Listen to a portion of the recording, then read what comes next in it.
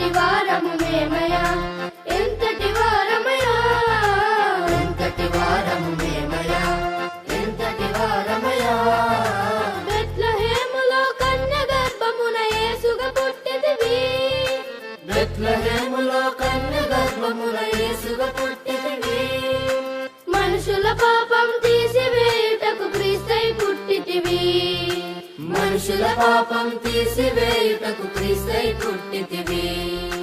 మాతో ఉండే దేవుడవు ఇమ్మానుయేలువు నీవు,